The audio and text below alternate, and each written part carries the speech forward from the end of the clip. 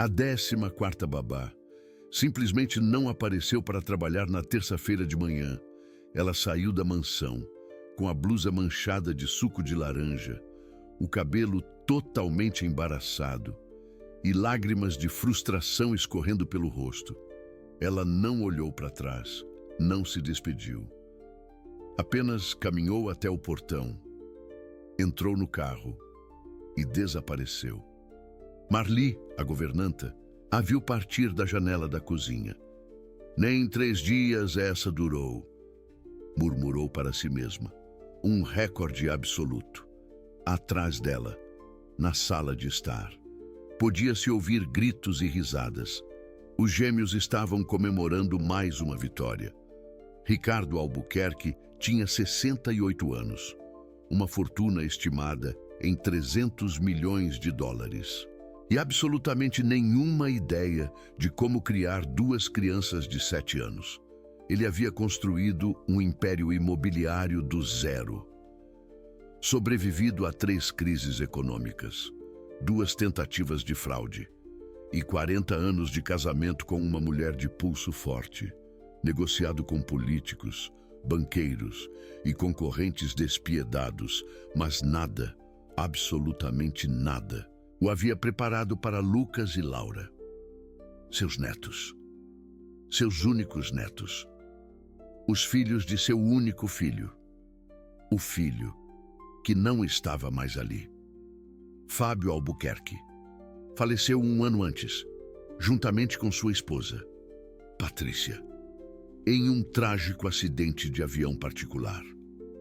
Eles estavam a caminho de Cancún para celebrar seu 10º aniversário de casamento. Era a primeira viagem sem os gêmeos desde que eles nasceram.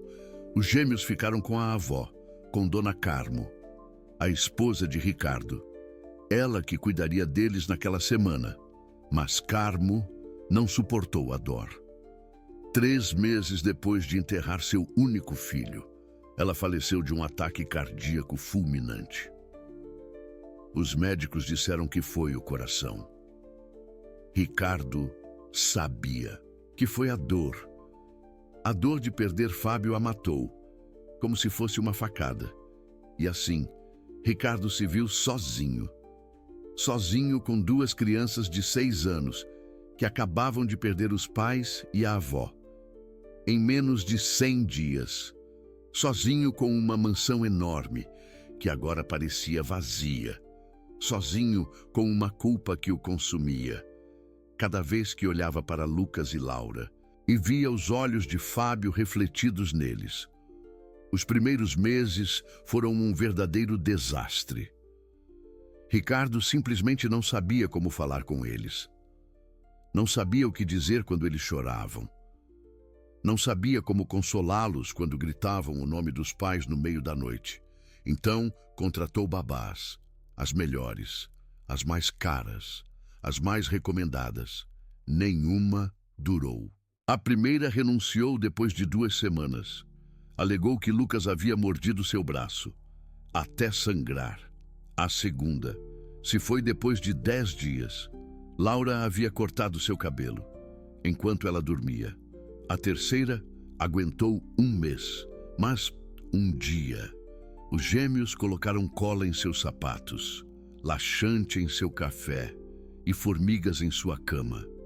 Ela saiu chorando e ameaçou processar. E assim seguiram, uma atrás da outra. 14 babás em 12 meses. Algumas duravam semanas, outras dias. Uma durou exatamente 4 horas, antes de sair correndo e jurar que nunca mais trabalharia com crianças. Os gêmeos não eram maus. Ricardo sabia disso. Eram crianças fraturadas. Crianças que haviam perdido tudo. Crianças que não sabiam como expressar sua dor, exceto através da destruição. Mas saber disso não tornava as coisas mais fáceis. Ricardo havia tentado de tudo: psicólogos, terapeutas, conselheiros de luto. Os gêmeos se negavam a falar. Sentavam-se em silêncio durante as sessões, olhando para a parede, respondendo com monossílabos quando eram perguntados. Ele havia tentado ele mesmo cuidar deles, mas ele simplesmente não sabia como.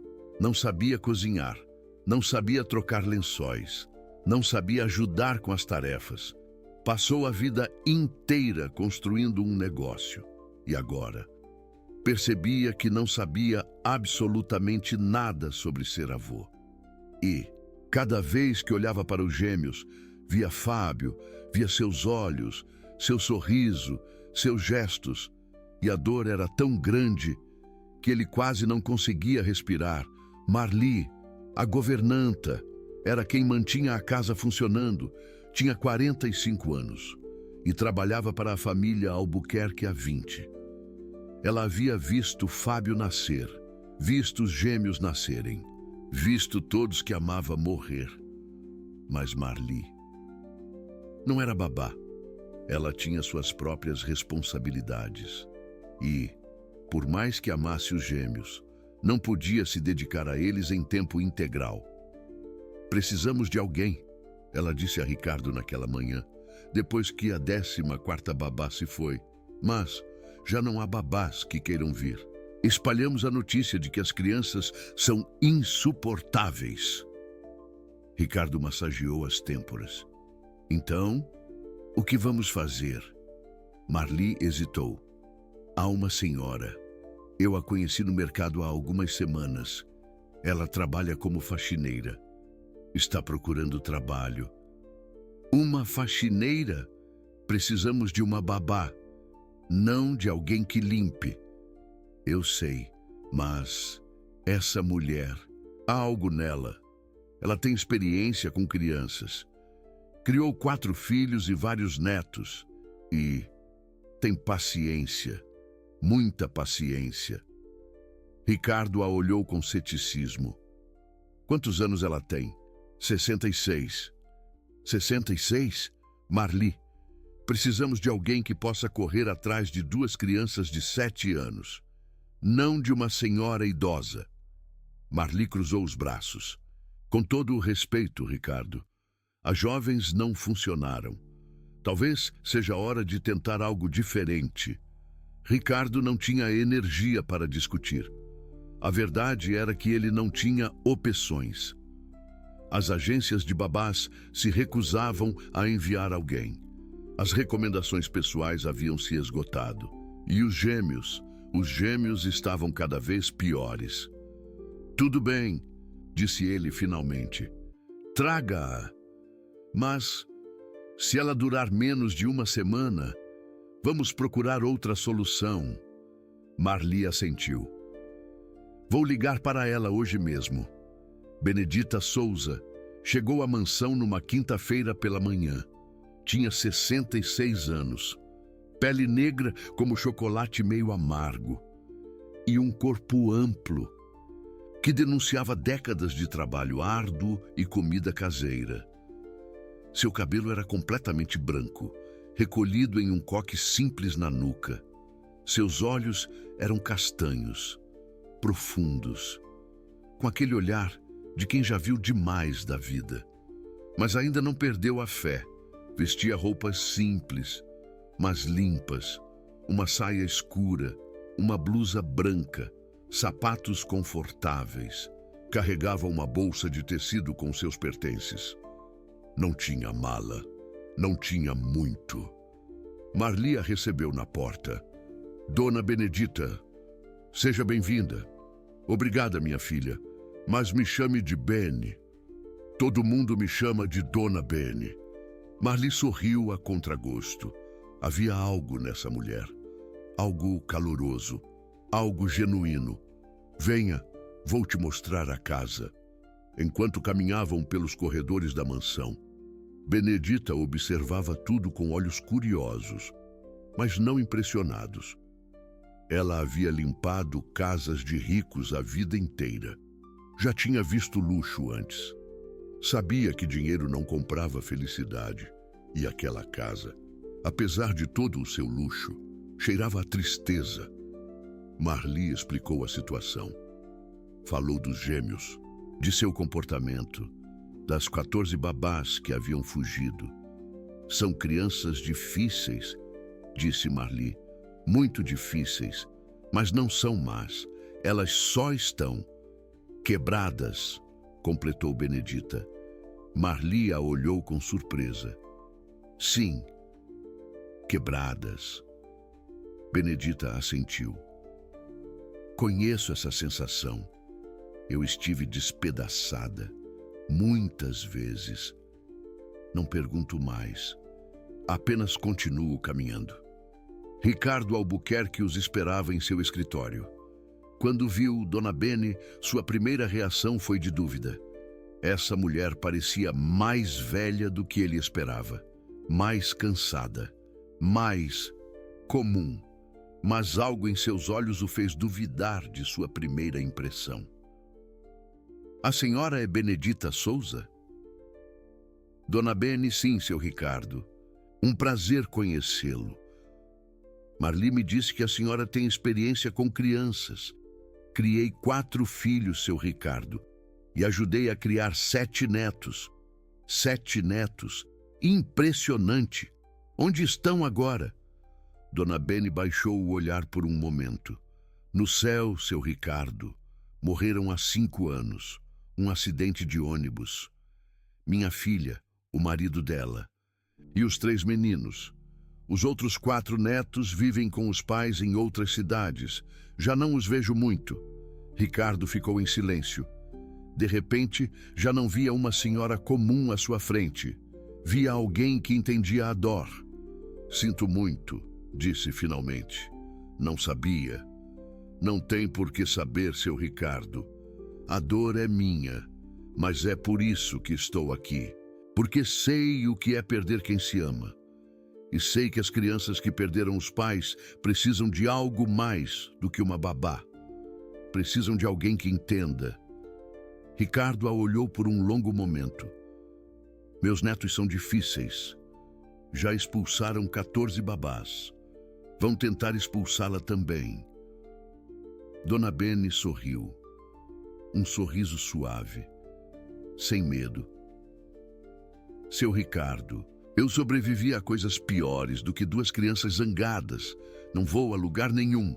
Algo em sua voz convenceu Ricardo. Está bem, disse. Pode começar hoje. Marli lhe mostrará seu quarto. Obrigada, seu Ricardo. Não vai se arrepender. Ricardo não disse nada, mas pela primeira vez em muito tempo sentiu algo parecido com esperança. Lucas e Laura estavam na sala de jogos quando Marli trouxe Dona Bene. Os gêmeos eram idênticos em muitas formas. Ambos tinham cabelo castanho claro, olhos verdes, sardas nas bochechas. Mas suas personalidades eram diferentes.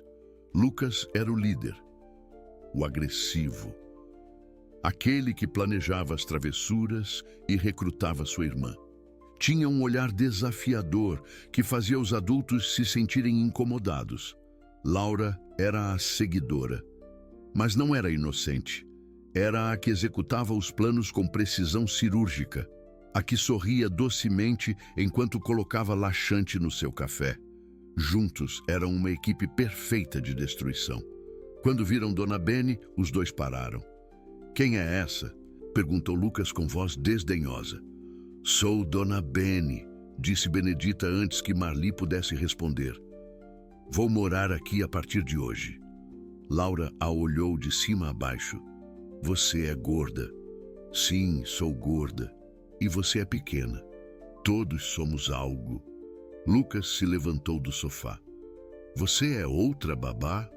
Não, sou empregada doméstica. Mas também vou cuidar de vocês. Não precisamos que ninguém cuide de nós. Dona Bene encolheu os ombros. Talvez não, mas eu preciso deste trabalho. Então vamos ter que nos aguentar uns aos outros. Lucas e Laura trocaram um olhar. Essa mulher era diferente. Não parecia assustada. Não parecia nervosa. Apenas parecia tranquila. Vamos tornar sua vida impossível, advertiu Lucas. Todas as babás vão embora. Você também vai. Dona Bene se sentou em uma cadeira sem pedir permissão. Pode ser, mas não vai ser hoje, nem amanhã, nem na próxima semana. Tenho muita paciência, meu filho. Mais do que você imagina. Lucas franziu o senho. Não me chame de meu filho. Você não é minha avó. Dona Bene não reagiu. Tem razão. Não sou sua avó. E não vou fingir ser. Mas enquanto viver nesta casa, vou tratá-los com respeito. E espero o mesmo de vocês. Laura riu. As babás sempre dizem isso. E depois choram. Talvez. Mas eu não choro fácil. Já chorei tudo o que tinha que chorar nesta vida. Algo em sua voz fez com que Laura parasse de rir. Os gêmeos a olharam em silêncio por um momento. Depois, sem dizer nada, voltaram a seus jogos, ignorando-a. Dona Bene não se moveu. Apenas ficou sentada, observando, esperando. Sabia que isso não ia ser fácil. Sabia que essas crianças iam prová-la, iam empurrá-la, iam fazer todo o possível para que ela fosse embora. Mas Dona Bene não ia embora. Havia perdido demais nesta vida. Seu marido, seus filhos, seus netos. Havia conhecido a dor em todas as suas formas e havia aprendido algo importante. A dor se combate com amor e o amor requer paciência. E ela tinha toda a paciência do mundo. As primeiras semanas foram exatamente como Dona Bene esperava. Os gêmeos lhe declararam guerra. No primeiro dia, colocaram sal em seu café. Dona Bene o bebeu sem fazer uma careta. Está um pouco salgado, disse. Amanhã vou preparar o meu. No segundo dia, esconderam todos os seus sapatos. Dona Bene trabalhou descalça o dia inteiro. Faz bem caminhar sem sapatos, disse. Meus pés precisavam. No terceiro dia, colocaram um rato de plástico em sua cama. Dona Bene o encontrou, o examinou e o pôs na prateleira. Bonito rato, disse. Eu gosto de animais. No quarto dia, a trancaram no armário do corredor. Dona Bene se sentou na escuridão e começou a cantar canções antigas até que Marli a encontrou 2 horas depois.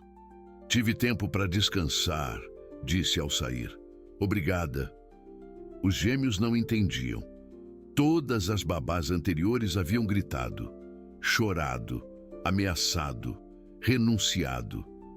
Mas essa mulher não fazia nada disso. Apenas aceitava tudo com calma, como se nada pudesse afetá-la.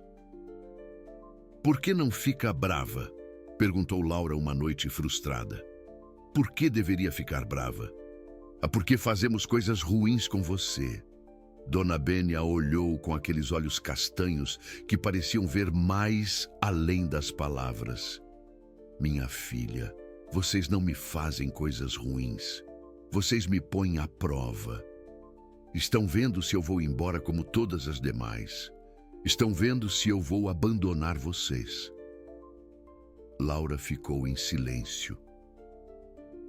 Não vou abandonar vocês, disse Dona Bene. Não importa o que façam.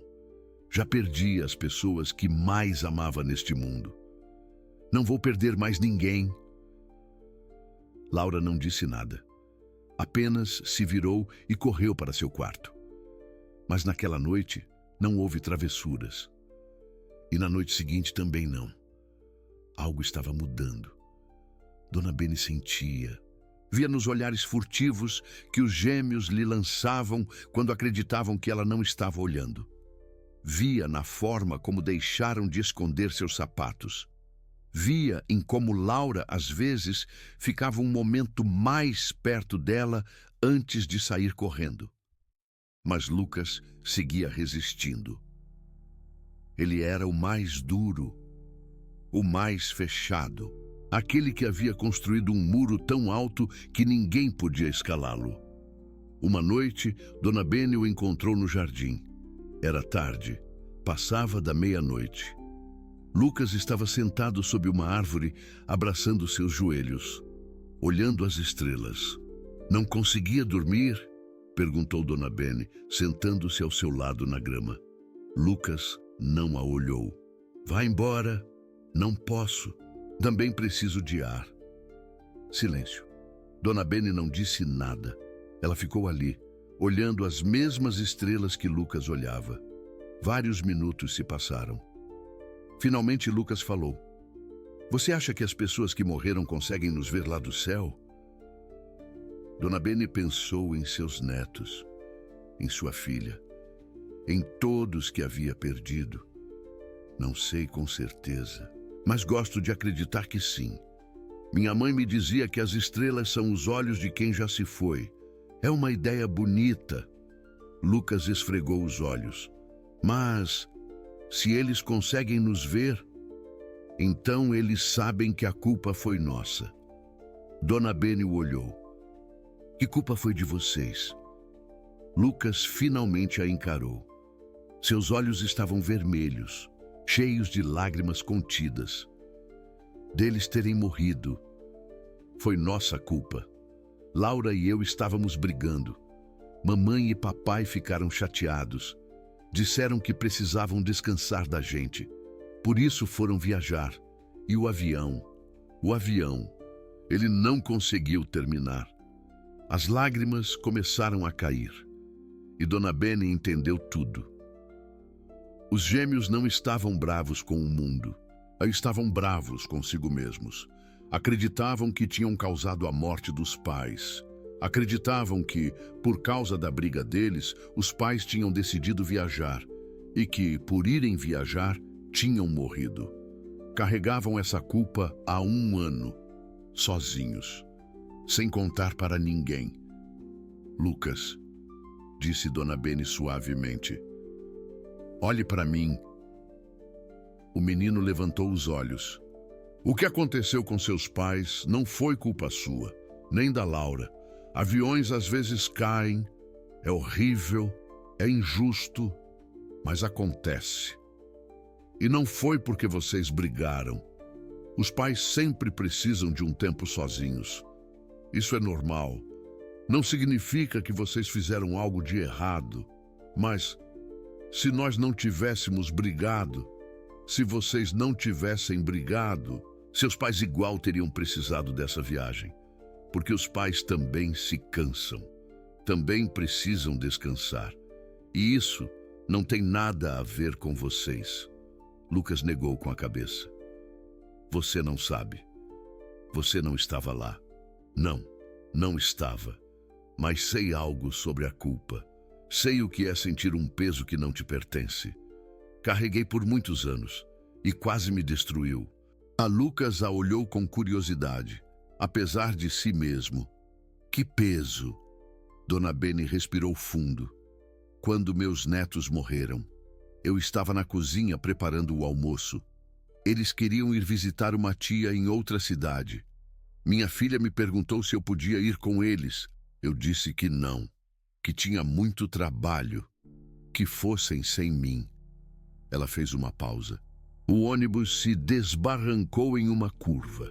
Minha filha, meu genro e meus 3 netos morreram. E eu passei anos acreditando que, se eu tivesse ido com eles, talvez eu pudesse tê-los salvado. Ou, ao menos, teria morrido com eles. Em vez de ficar sozinha, Lucas a escutava sem piscar. Mas, um dia eu entendi algo, continuou Dona Bene. Se eu tivesse ido, talvez tivesse morrido também. Ou talvez não tivesse mudado nada. Acidentes acontecem. A morte chega quando tem que chegar. E nós, os que ficamos, não podemos carregar essa culpa. Porque a culpa não nos pertence. Lucas baixou o olhar. Mas dói. Eu sei, meu filho. Dói muito. Mas a dor não é a mesma coisa que a culpa. A dor é porque sentimos falta deles. A culpa é porque achamos que fizemos algo errado. E você não fez nada de errado, nem a Laura. Lucas não disse nada. Mas, pela primeira vez desde que Dona Bene havia chegado, Ele não a rejeitou. Ficou sentado junto a ela, sob as estrelas, em silêncio. E quando finalmente Dona Bene se levantou para entrar, Lucas segurou sua mão. Você pode ficar mais um pouco? Dona Bene se sentou de novo. Todo o tempo que precisar, meu filho. Estou aqui. E ali ficaram, até que as estrelas começaram a desaparecer e o sol começou a nascer. Foi o começo de algo novo. Nem tudo mudou da noite para o dia. Os gêmeos continuavam sendo difíceis, continuavam sendo teimosos, continuavam testando os limites. Mas algo era diferente. Já não tentavam que Dona Bene fosse embora. Já não a viam como inimiga. A viam como aliada. E isso, para Dona Bene, era suficiente por agora. Nas semanas seguintes, Dona Bene começou a construir pontes. Não forçou nada.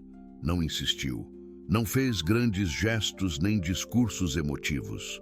Apenas estava ali, presente, disponível, paciente. E, pouco a pouco, os gêmeos começaram a se aproximar. Laura foi a primeira a ceder. Uma tarde, Dona Bene estava na cozinha preparando biscoitos de polvilho. O aroma de coco e goiabada preenchia o solar. Laura apareceu na porta, atraída pelo cheiro. "O que você está fazendo?" perguntou, tentando soar indiferente. "Biscoitos de polvilho. Quer me ajudar?" Laura hesitou. Olhou para trás, como verificando se Lucas não estava vendo. "Tá bom, mas só porque eu tô entediada." Dona Bene sorriu.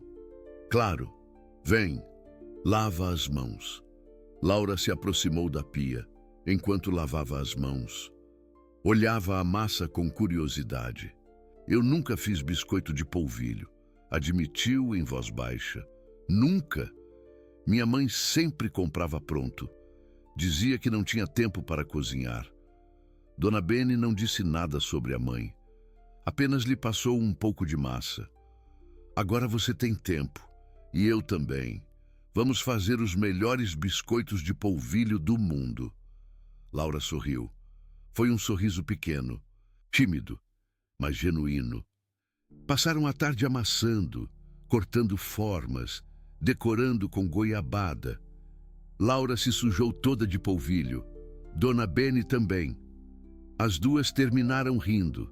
Quando os biscoitos de polvilho ficaram prontos, Laura pegou um e mordeu. "Tá bom", disse com a boca cheia. "Muito bom. Cê que fez. Por isso que tá bom." Laura a olhou com olhos brilhantes. "Pode fazer mais amanhã?" "Podemos fazer o que quiser, minha filha. Tô aqui para isso." Laura não disse mais nada, mas quando terminou seu biscoito de polvilho, pegou outro e outro. E quando finalmente se foi, deu a Dona Bene um abraço rápido. Foi um abraço estabanado, nervoso, como se Laura não soubesse como fazê-lo. Mas foi um abraço.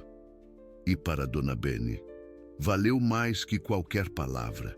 Lucas era mais difícil. Ele havia construído muros mais altos. Muros que não se derrubavam com biscoitos de polvilho e abraços.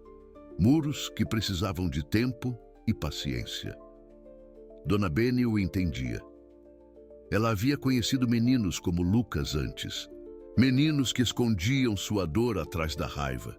Meninos que empurravam todos para não ter que sentir a perda de novo. Mas também sabia que esses muros eventualmente se rachavam. Só havia que esperar. Uma noite, Lucas teve um pesadelo. Dona Bene o ouviu gritar de seu quarto. Correu pelo corredor e abriu a porta. Lucas estava sentado na cama, encharcado de suor, tremendo. Seus olhos estavam abertos, mas não pareciam ver. "Mãe!" gritava. "Mãe, não vá embora!" Dona Bene se aproximou devagar. "Lucas, meu filho, você está seguro. Foi só um sonho." Lucas piscou. A olhou. Por um momento, pareceu não reconhecê-la. Depois, algo se rompeu nele. Começou a chorar. Não lágrimas silenciosas, choro real. Soluços que lhe sacudiam todo o corpo. Não quero que eles vão embora, disse entre soluços. Não quero ficar sozinho. Dona Bene se sentou na cama e o abraçou. Você não está sozinho, meu filho. Eu estou aqui e não vou a lugar nenhum. Lucas chorou em seu peito. Chorou como não chorava há 1 ano. Toda a dor, toda a raiva, todo o medo que havia guardado saiu naquele momento como uma avalanche. E Dona Bene o segurou, o embalou suavemente. Cantou a mesma canção que cantava para seus netos há muitos anos. Uma canção de ninar, antiga, cheia de amor, um acalanto que vinha direto do coração. Lucas chorou até cair no sono, exausto. E quando despertou na manhã seguinte, algo havia mudado. O muro tinha rachaduras profundas. A partir daquela noite, Lucas começou a procurar por Dona Bene. Não de forma óbvia. Era orgulhoso demais para isso. Mas encontrava desculpas para estar perto dela. A seguia quando ia ao jardim. Se sentava na cozinha enquanto ela preparava o almoço. Fazia perguntas sobre tudo e nada. Dona Bene, por que o céu é azul? Dona Bene, os animais têm alma. Dona Bene, você acha que existe vida em outros planetas? Benedita respondia cada pergunta com paciência. Às vezes não sabia a resposta. Então admitia e buscavam juntos em livros ou no computador de Ricardo. Era uma aventura para os dois. Lucas descobriu que gostava de aprender, gostava de fazer perguntas, gostava do som da voz de Benedita explicando as coisas, com aquele jeito calmo e acolhedor. E, sem se dar conta, começou a confiar nela, de verdade. Marli notou. Claro, a governanta havia sido cética a princípio. Tinha visto tantas babás falharem que já não acreditava que alguém pudesse dar jeito nos gêmeos. Era uma missão quase impossível. Mas essa mulher era diferente. Tinha um jeito especial, um toque de mágica. Como você faz isso? Perguntou a Benedita um dia, enquanto as duas tomavam café na cozinha. Como faço o quê? Com as crianças. Elas estão mudando. Já não destroem as coisas. Já não gritam o tempo todo. Inclusive, os ouvi rir outro dia. Foi quase um milagre. Benedita tomou um gole de café. Não faço nada especial, Marli. Só estou aqui. Às vezes, isso é suficiente. Apenas estar presente. Marli negou com a cabeça. Não. É mais que isso. Você tem algo. Algo que as outras não tinham. Benedita pensou por um momento. Talvez a única coisa que eu tenha seja tempo e paciência. As outras babás queriam resultados rápidos. Queriam que as crianças se comportassem imediatamente. Mas as crianças não funcionam assim. Especialmente as crianças que estão sofrendo. Fez uma pausa. Essas crianças perderam tudo o que conheciam. Seus pais, sua avó. O mundo inteiro delas desabou. E nós esperamos que ajam como se nada tivesse acontecido. Mas isso é injusto. Elas têm direito a estar zangadas. Têm direito a estar tristes. Têm direito a expressar sua dor da única forma que sabem. E qual é essa forma? Destruindo coisas, expulsando gente, testando limites para ver quem fica e quem vai. É um grito de socorro. Marli assentiu lentamente. E você ficou? Sim, eu fiquei. E vou continuar ficando. Porque essas crianças precisam saber que há alguém que não vai abandoná-las. Não importa o que façam. Essa é a promessa que faço a elas todos os dias. Marli a olhou com novos olhos. Você é uma boa pessoa, Dona Bene. Uma pessoa rara. Não sou boa nem má. Só sou uma velha que aprendeu algumas coisas da vida. E uma dessas coisas é que o amor é mais forte que a dor. Sempre. O amor cura. O amor transforma. Ricardo também notou as mudanças. Os gêmeos já não destruíam o solar. Já não gritavam a todas as horas. Já não faziam travessuras cruéis. Era como se a paz estivesse retornando à casa. Mas o mais importante era que haviam começado a sorrir. Pequenos sorrisos, fugazes, mas reais, genuínos. Ricardo não recordava a última vez que havia visto seus netos sorrirem. Aqueles sorrisos eram como um raio de sol em um dia nublado. Um dia, desceu à cozinha e encontrou uma cena que o deixou paralisado. Sem palavras, Benedita estava sentada em uma cadeira, com Laura em seu colo e Lucas ao seu lado. Os três estavam olhando um álbum de fotos velho, o álbum de Benedita, um tesouro de memórias. Esta era minha filha, dizia Benedita, apontando uma foto. Se chamava Rosa. Tinha a risada mais bonita do mundo. Era música para os meus ouvidos. Era bonita, disse Laura. Se parece com você. Todo mundo dizia isso, mas ela era muito mais bonita que eu. Ela tinha uma luz especial, um brilho no olhar. Lucas apontou outra foto. E estes eram seus netos? Sim. Este era Pedro, o mais velho. Este era Paulo. E esta era Lúcia, a mais pequena. Eles tinham quase a mesma idade que vocês quando morreram. Você sente falta deles? Perguntou Laura em voz baixa, quase um sussurro. Todos os dias, mas agora tenho vocês. E isso me faz muito feliz. Vocês trouxeram alegria de volta à minha vida. Ricardo sentiu um nó na garganta. Essas crianças, que haviam rejeitado todo o mundo durante um ano, estavam sentadas com Benedita como se fosse sua avó, como se fosse parte de sua família, algo que ele, seu avô de sangue, não havia conseguido. Não importava o quanto tentasse. Entrou na cozinha. Bom dia, disse com voz rouca. Os gêmeos o olharam. Normalmente, o teriam ignorado ou teriam fugido. Mas desta vez, Lucas falou, vovô. Dona Bene estava nos mostrando fotos de quando era jovem. Olha, ela tinha cabelo preto. Ricardo se aproximou e olhou a foto. É verdade. Você era muito jovem, Dona Bene. Todos fomos jovens alguma vez, disse Benedita com um sorriso. Mesmo você, Ricardo. Laura riu. Vovô, você também tinha cabelo preto? Ricardo tocou sua cabeça calva. Há muito tempo. Sim, agora já não resta nada. O tempo passou. Os gêmeos riram. E Ricardo riu com eles.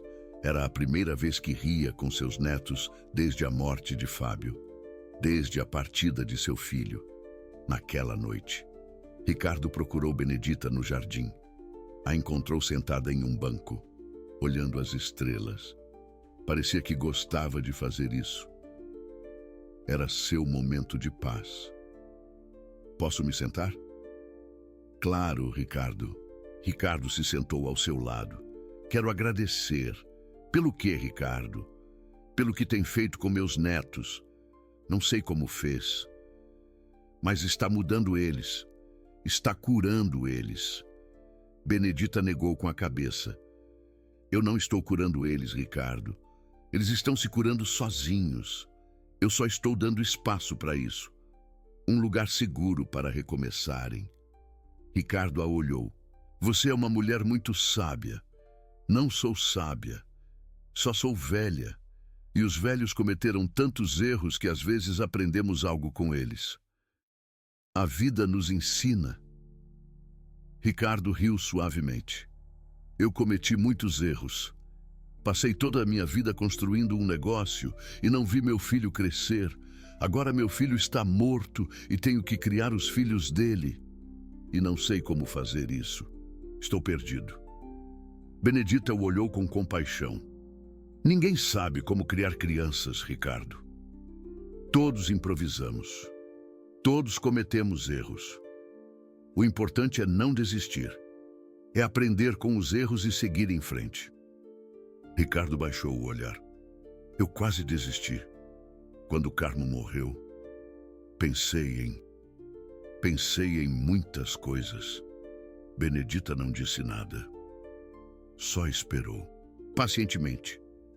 Pensei que seria melhor se eu também fosse embora. Assim, as crianças poderiam ir com alguma família de acolhimento. Alguém que soubesse cuidar deles. Alguém melhor do que eu. Mas não o fez. Não o fiz.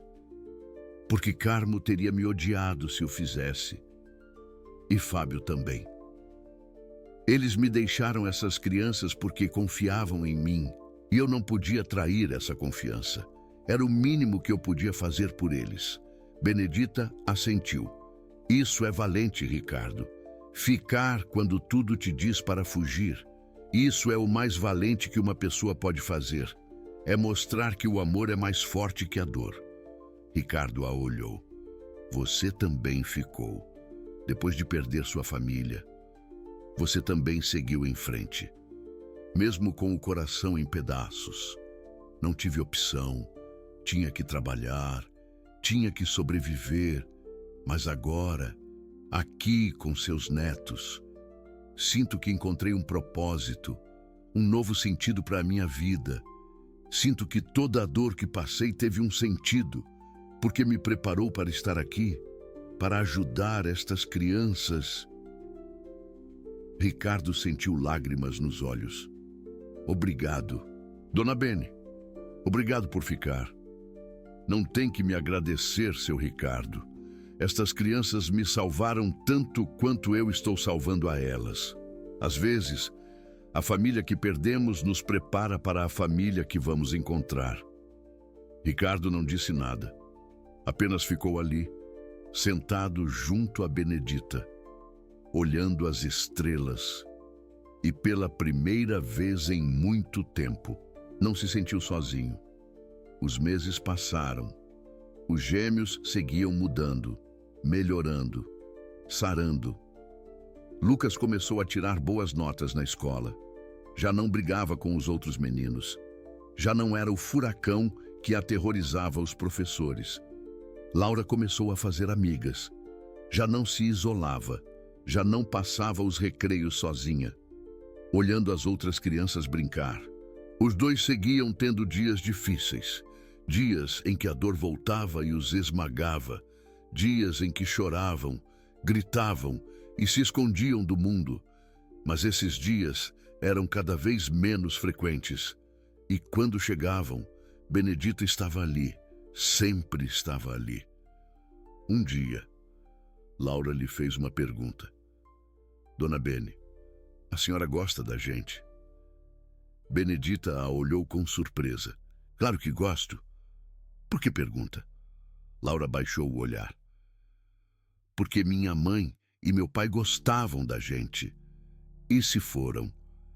E a vovó Carmo gostava da gente. E também se foi. Todo mundo que gosta da gente vai embora. Benedita sentiu que o coração se partia. Minha querida, vem aqui. Laura se aproximou. Benedita a abraçou. Sua mãe e seu pai não foram embora porque quiseram. Foi um acidente. E a vovó Carmo também não quis ir. Estava muito doente de tristeza. Mas isso não significa que te abandonaram.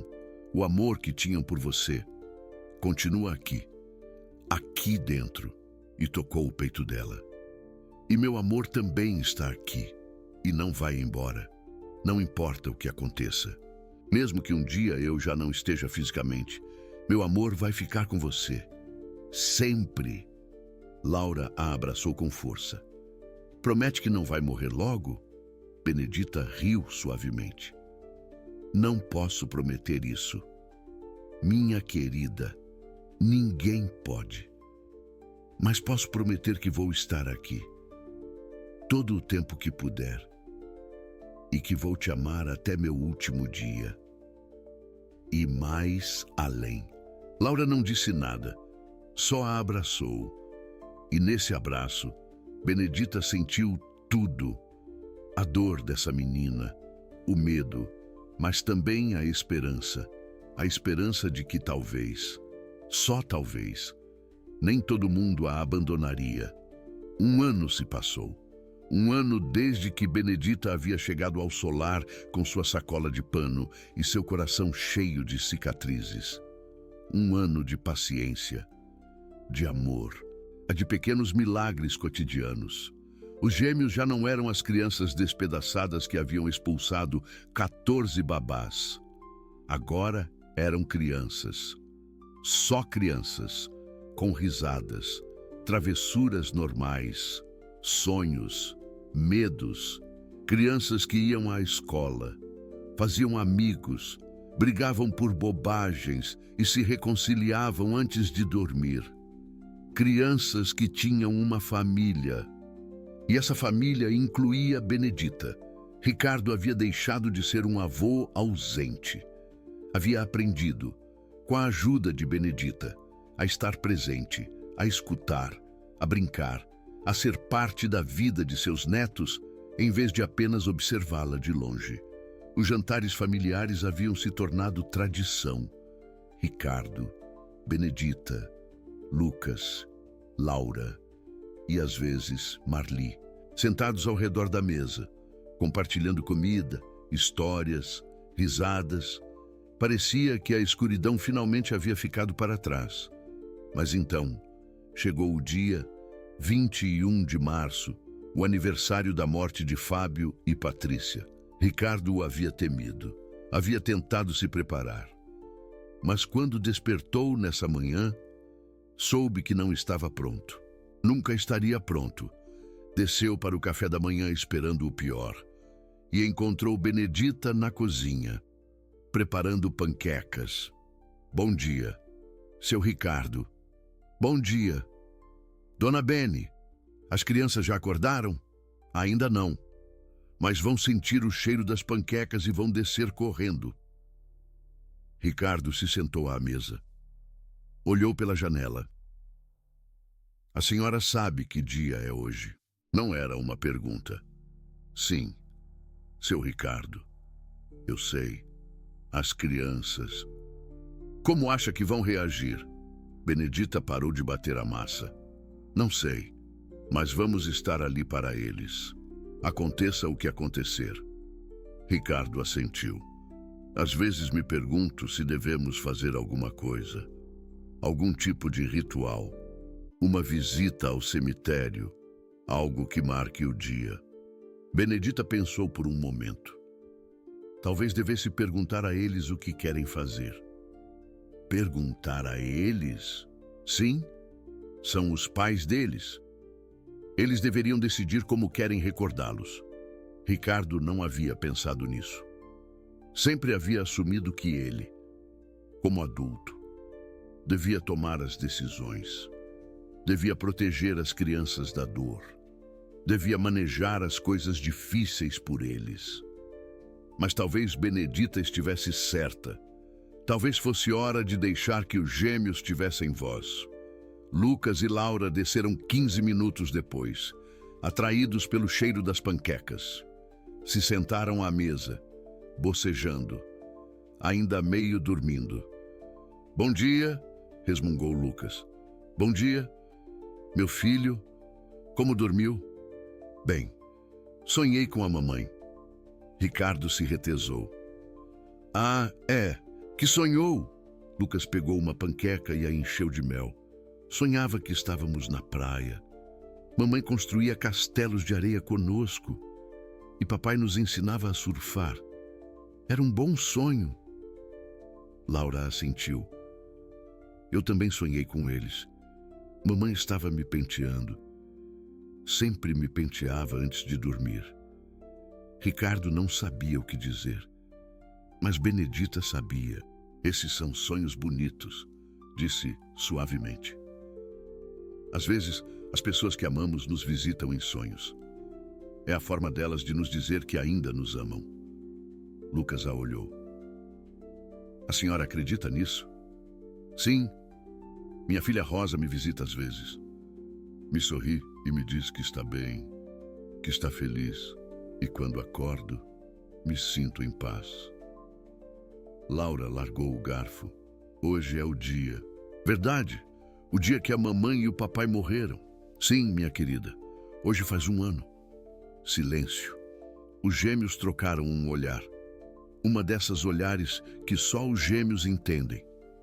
Quero ir ao cemitério, disse Laura finalmente. Quero visitar a mamãe e o papai.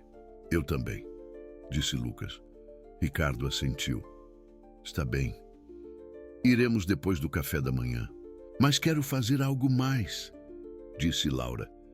Quero levar algo para eles. Algo especial. O que, minha querida? Laura pensou. Cartas. Quero escrever cartas para eles. Contar tudo o que aconteceu este ano. Tudo o que fizemos. Tudo o que aprendemos. E depois quero lê-las em voz alta, para que possam escutar. Lucas assentiu. Eu também quero escrever uma carta. Quero dizer que já não estou bravo, que sinto falta deles, mas que estou bem, que Dona Bene está cuidando de mim. E o vovô também. Ricardo sentiu lágrimas nos olhos. Essa é uma ideia linda, disse com voz trêmula. Muito linda. Benedita se levantou. Então temos que começar. Vou buscar papel e lápis. Passaram a manhã escrevendo, cada um em seu espaço, com seus pensamentos, com sua dor. Ricardo Albuquerque escreveu sua própria carta, mesmo que ninguém tivesse pedido. Uma carta para seu filho, pedindo perdão por tudo que não fez, por tudo que não disse, por todos os anos que perdeu trabalhando, em vez de estar com ele. Quando terminaram, subiram no carro. Ricardo dirigia. Dona Bene ia ao seu lado, os gêmeos atrás, cada um segurando sua carta como se fosse um tesouro precioso. O cemitério estava tranquilo, um silêncio que quase se podia tocar. Caminharam entre as sepulturas, até chegarem à de Fábio e Patrícia. Era uma tumba dupla, de mármore branco, com os nomes gravados em letras douradas, brilhantes. Fábio Albuquerque Sanches, Patrícia Morales Albuquerque, juntos na vida, juntos na eternidade. Os gêmeos ficaram parados frente à tumba, em silêncio, um silêncio pesado, carregado de emoção. Depois, Laura deu um passo à frente. Oi, mamãe. Oi, papai, disse ela, com a voz embargada. Sou a Laura.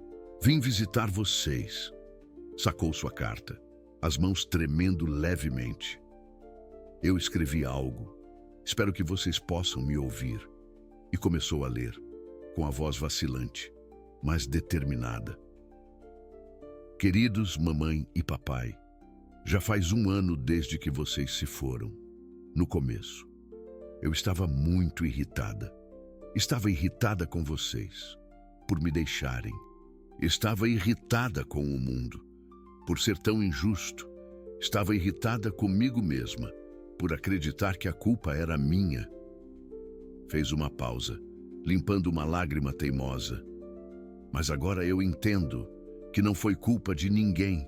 Foi um acidente horrível. E, embora doa muito, eu não estou mais irritada. Continuou lendo, a voz ganhando um pouco mais de firmeza.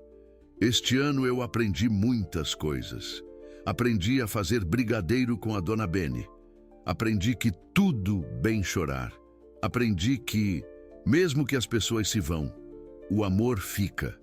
E aprendi que eu tenho uma nova família, o vovô Ricardo, que agora brinca com a gente e conta histórias.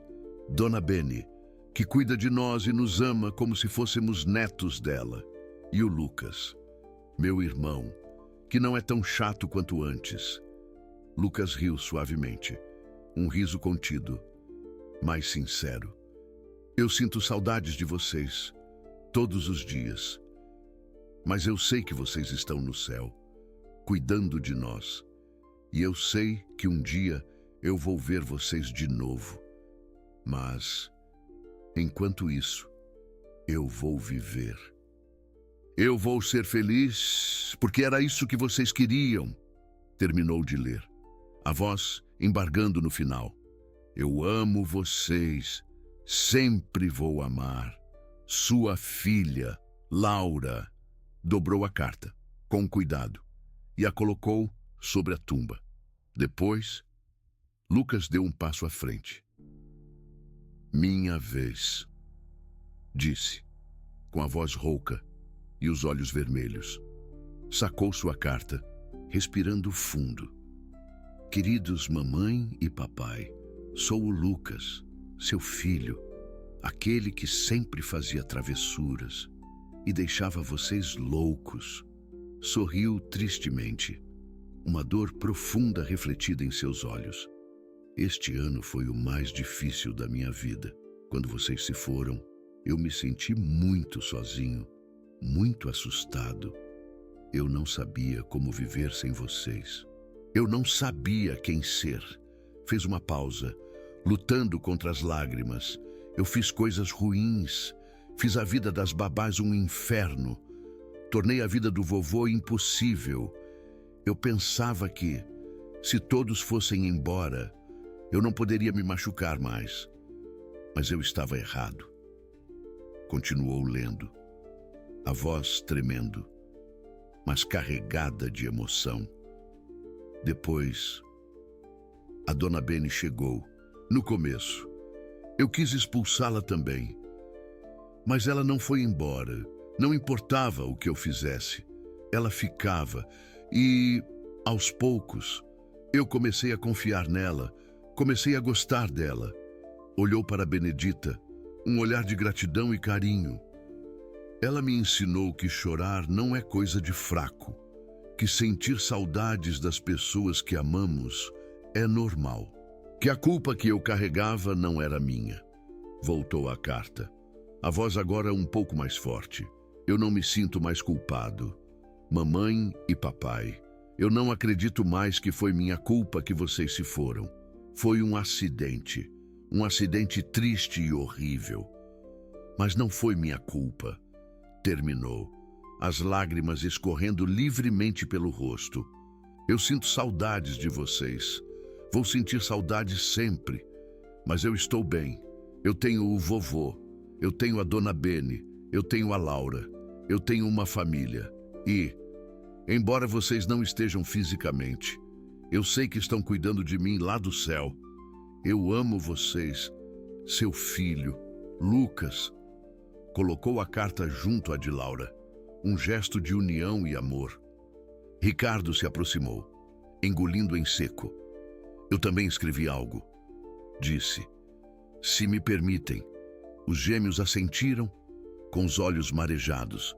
Ricardo abriu sua carta, as mãos trêmulas. Querido Fábio, meu filho, há um ano eu te perdi.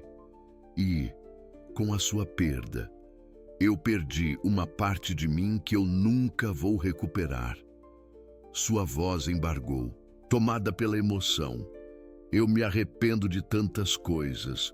De todos os jogos de futebol que eu perdi por estar trabalhando, de todos os jantares que eu cheguei tarde, de todas as conversas que nós nunca tivemos, porque eu estava ocupado demais construindo um império, que agora não significa nada. Fez uma pausa, respirando fundo para se recompor. Mas eu também sou grato. Grato pelos momentos que nós tivemos, pelo último Natal que passamos juntos, pelos sorrisos do Lucas e da Laura, pelo amor que você me mostrou até o último dia. Continuou, a voz agora carregada de promessa. Eu te prometo que vou cuidar dos seus filhos. Eu não vou cometer os mesmos erros que cometi com você. Eu vou estar presente. Eu vou escutá-los. Eu vou amá-los com tudo que eu tenho. Terminou. as lágrimas rolando livremente pelo rosto. Descanse em paz, meu filho, você e a Patrícia. Descansem sabendo que o Lucas e a Laura estão bem, que eles têm uma família que os ama e que vocês sempre, sempre serão lembrados. Colocou a carta sobre a tumba. Um gesto de despedida e amor eterno. Benedita não havia escrito nada, mas se aproximou da tumba e falou em voz baixa, quase um sussurro. Eu não conheci vocês, disse, mas eu conheço os seus filhos e eu sei que vocês os criaram bem.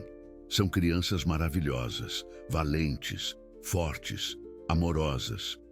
E eu vou cuidar deles. Eu vou protegê-los. Até o meu último dia. Eu prometo. Silêncio. Um silêncio solene. O vento soprou suavemente. As folhas das árvores sussurraram, criando uma melodia triste. E, por um momento, todos sentiram algo. Uma presença, uma paz. Inexplicável. Como se Fábio e Patrícia estivessem ali, escutando, abençoando.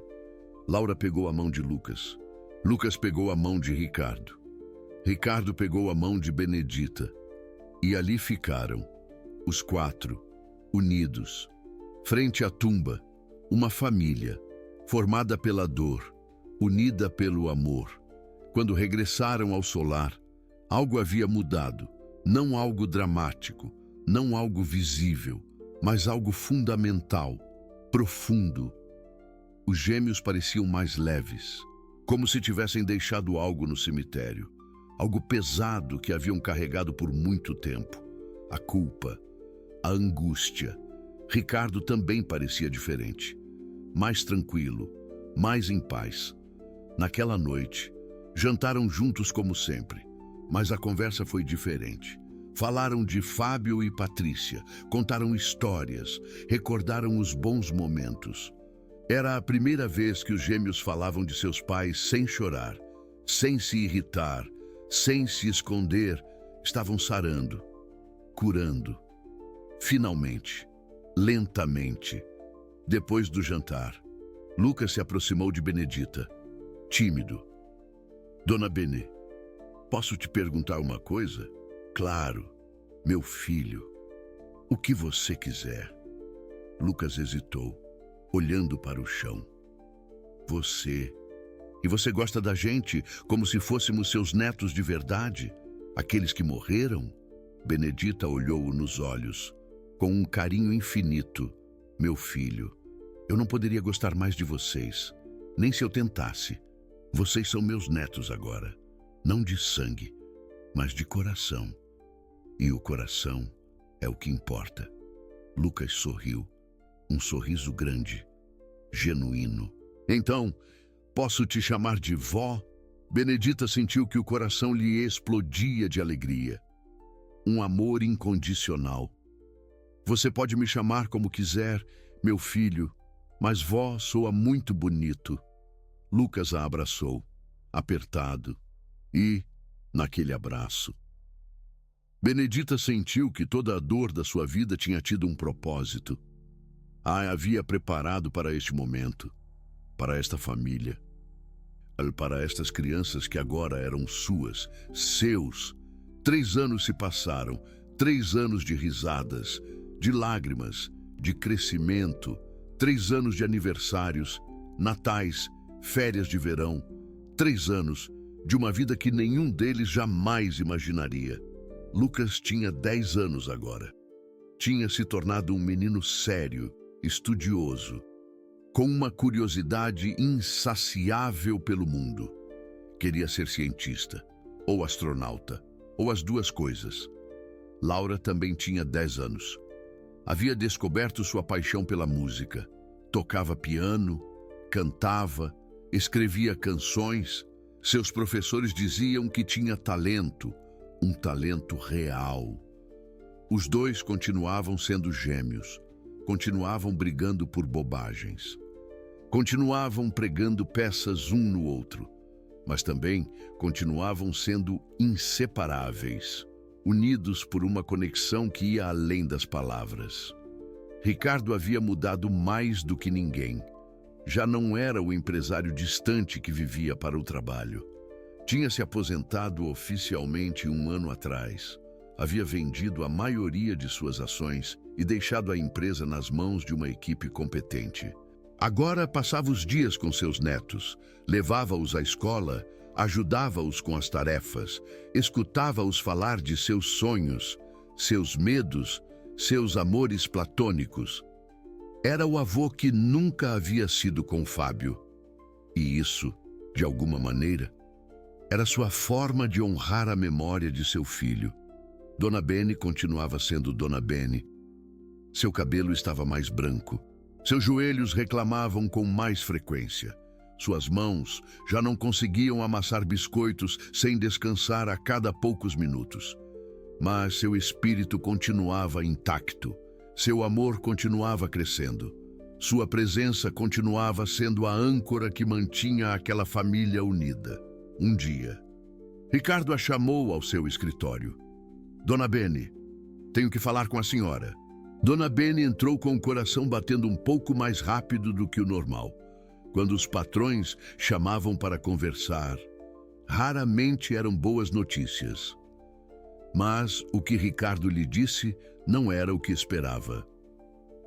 Há 3 anos, a senhora chegou a esta casa como empregada doméstica, começou Ricardo. Eu a contratei porque não tinha outras opções. Pensava que ia durar 1 semana, como as demais. Dona Bene não disse nada, apenas escutou. Mas a senhora não foi embora. Ficou quando meus netos colocaram sal no café e baratas na cama. Ficou quando lhe gritaram e a insultaram. Ficou quando qualquer outra pessoa teria renunciado. Ricardo fez uma pausa. E nesses 3 anos, a senhora se tornou algo mais do que uma empregada. Se tornou a avó dos meus netos, minha amiga, parte da minha família. Tirou um envelope de sua escrivaninha. Por isso, quero dar isto à senhora. Dona Bene pegou o envelope com mãos trêmulas. Abriu-o. Dentro havia um documento legal. Muitas palavras que não entendia. Mas havia uma seção destacada que conseguiu ler. Pelo presente, eu, Ricardo Albuquerque, declaro Benedita Souza como beneficiária de um fundo de 10 milhões de reais. Dona Bene parou de ler. Senhor, eu não posso aceitar isto. Não estou perguntando, disse Ricardo com um sorriso. Já está feito. O dinheiro é seu. Mas, senhor, é demais. Eu só fiz meu trabalho. Ricardo a olhou fixamente. Dona Bene, a senhora salvou meus netos. Os trouxe de volta de um lugar muito escuro. Devolveu-lhes a infância. Isso não tem preço. 10 milhões de reais é uma fração do que a senhora merece. Dona Bene sentiu lágrimas nos olhos. Não sei o que dizer. Senhor, não tem que dizer nada. Só quero que saiba que esta casa sempre vai ser sua casa, enquanto eu viver. A senhora tem um lugar aqui. E quando eu já não estiver, meus netos vão cuidar da senhora. Porque isso é o que a família faz. Dona Bene o abraçou. Era a primeira vez que abraçava Ricardo. Em 3 anos de convivência, sempre havia mantido uma distância respeitosa. Mas naquele momento, a distância desapareceu. Obrigada, senhor. Obrigada por tudo. Obrigado à senhora, Dona Bene, por ficar. Naquela noite, houve uma celebração. Os gêmeos organizaram uma festa surpresa para Dona Bene. Decoraram o jardim com balões. Prepararam um jantar com todos os seus pratos favoritos. E lhe deram presentes que haviam comprado com suas próprias economias. Vó Ben, disse Lucas, isto é para a senhora. Deu-lhe uma caixa pequena. Dentro havia um colar com um pingente em forma de coração. Fui eu quem escolheu, disse Lucas com orgulho. porque a senhora tem o coração maior do mundo. Dona Bene chorou. Laura também tinha um presente. Um caderno cheio de fotos. São todas as fotos que tiramos juntos nestes 3 anos, explicou Laura. Assim a senhora nunca vai esquecer os bons momentos. Dona Bene passou as páginas. Cada foto era uma lembrança. Lucas aprendendo a andar de bicicleta, Laura em seu primeiro recital de piano, os 4 juntos na praia, natais, aniversários, dias ordinários que se haviam tornado extraordinários. Este é o melhor presente que me deram em minha vida, disse Dona Bene abraçando os 2 meninos. Não meninos, já não eram meninos, eram seus netos. Ricardo se levantou e ergueu sua taça. Quero fazer um brinde por Dona Bene, a mulher que chegou à nossa casa quando tudo era escuridão e nos trouxe a luz. E a mulher que não foi embora quando todos os demais se foram, a mulher que se tornou nossa família. Os gêmeos levantaram seus copos de suco. Pela vó Bene, pela vó Bene, repetiu Ricardo. Por nós, disse Dona Bene com um sorriso. Por esta família louca e linda que formamos juntos. Brindaram. E naquele momento, sob as estrelas do jardim, rodeada das pessoas que amava, Dona Bene sentiu algo que não havia sentido em muitos anos. Felicidade completa. Paz absoluta. A certeza de que, apesar de toda a dor que havia sofrido, a vida ainda tinha coisas lindas a oferecer-lhe. 10 anos depois, Dona Bene tinha 76 anos. Seu corpo já não era o mesmo. Suas mãos tremiam. Seus olhos não viam tão bem como antes. Seu coração, esse coração enorme que havia amado a tantas pessoas, batia um pouco mais lento a cada dia. Mas seu espírito continuava intacto. Lucas tinha 20 anos. Estudava engenharia aeroespacial em uma universidade prestigiosa. Continuava sonhando com as estrelas, com ser astronauta, com explorar o universo. Laura também tinha 20 anos. Havia lançado seu primeiro álbum no ano passado. Suas canções falavam de amor, de perda, de família, de tudo o que havia vivido. E o mundo estava escutando. Os 2 vinham visitar a cada fim de semana. Sem falta, sem desculpas. Porque a família que haviam construído era sagrada. Ricardo tinha 78 anos. Sua saúde não era a melhor, mas continuava ali. Continuava presente. Continuava sendo o avô que havia prometido ser. Um domingo pela manhã, Dona Bene despertou com um pressentimento. Não era algo ruim, só diferente. Como se soubesse que aquele dia ia ser especial. Desceu à cozinha e preparou o café da manhã. Como fazia todos os domingos. Panquecas com mel, ovos mexidos, suco de laranja fresco. Ricardo desceu primeiro. Bom dia, Dona Bene. Bom dia, senhor. Sentaram-se juntos a esperar os gêmeos. Faz 10 anos que eu insisto para que me chame de Ricardo, disse ele com um sorriso. E a senhora continua me chamando de senhor. Dona Bene riu. Velhos hábitos são difíceis de mudar. Ricardo balançou a cabeça, mas seu sorriso se alargou ainda mais. Os gêmeos chegaram 1 hora depois. Juntos, como sempre. Vó Bene! Gritaram ao entrar. A abraçaram com força. Dona Bene se sentiu pequena entre seus braços. Eles tinham crescido tanto. Já não eram os meninos perdidos que haviam chegado à sua vida 10 anos atrás. Eram adultos, fortes, felizes, sãos. E ela havia sido parte disso. Tomaram café da manhã juntos. Conversaram sobre tudo e sobre nada. Sobre os estudos de Lucas, sobre o próximo show de Laura, sobre os planos para o Natal. E em algum momento, Dona Bene olhou para os três, sua família, não de sangue, mas de coração, e soube, com absoluta certeza, que sua vida tinha tido sentido. Toda a dor, todas as perdas, todo o sofrimento a tinham levado até ali, a esta mesa, com estas pessoas.